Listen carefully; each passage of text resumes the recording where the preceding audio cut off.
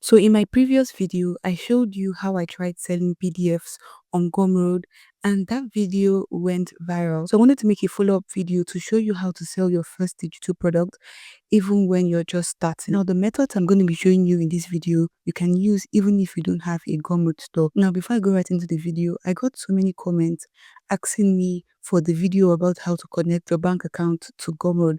Well, don't worry, I've not forgotten about the request. I'm going to leave a link down in the description to a free WhatsApp group that you can join. Once that video is ready, I'm going to send it to that WhatsApp group. Hey guys, my name is Paul Rose, and on this channel we share all things online business.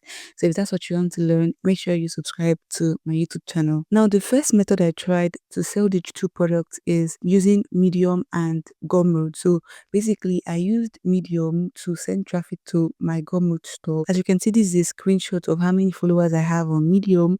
I have 45k followers, and so basically, this was how many sales I got from promoting my Gumroad store mainly on Medium. Medium gets millions of monthly visitors, and so this platform is really a platform that you can use to grow your personal brand. One thing I love about Medium is that Medium itself is a business. Now, because Medium has a paid membership, the readers on the platform are already used to having to pay for information. I'm going to give you a quick rundown of an article. I screenshotted the beginning of the article and the end of the article so you could see a basic summary of what you should be including in your article.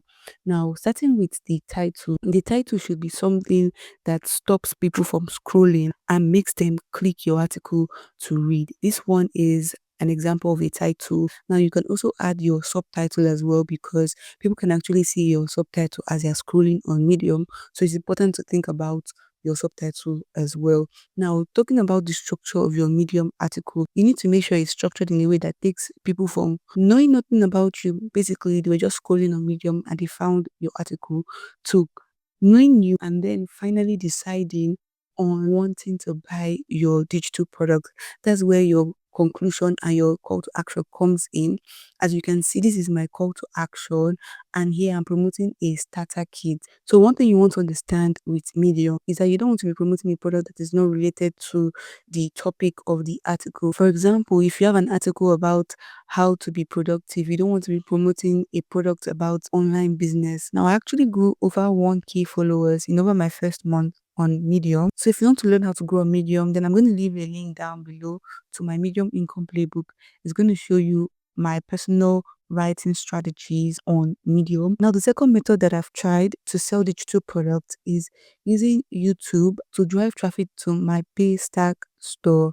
Now, basically, this method works because I actually got 25 orders and that made me 76,000 naira, which is actually a good amount of money. Now, this was before I even started showing my face on this channel. I was making screen recording tutorials, and that is how I was able to get the sales that you can see. So I'm saying that because you don't need to show your face to be able to start making money using digital products and YouTube. What you can do is choose an educational niche, because since you're going to be selling digital products, educational niches work better. So you can think of niches where you can teach people about what you know, so you can share your knowledge, your skills, your experience, and then you decide how you want to record video. So if you're comfortable showing your face on camera, that's okay. But if you don't want to show your face, you can also do screen recording tutorials. You also want to pick and follow a posting schedule. You don't want to be posting today and then you leave weeks out and don't post. You also want to have a system as well. By system, I mean you want to have a method for getting viewers to go over to your store. So you can do this by either talking about your product in your video or having a freebie that they can sign up for, and then you start to build a community on an email list or on a WhatsApp group. Now, the third method that I tried to sell digital products is using Facebook to drive traffic to seller.com. Some of these 36 sales came from other places outside the Facebook group I was promoting in. But I used Facebook group. It was for a challenge I was running to document on my Medium page.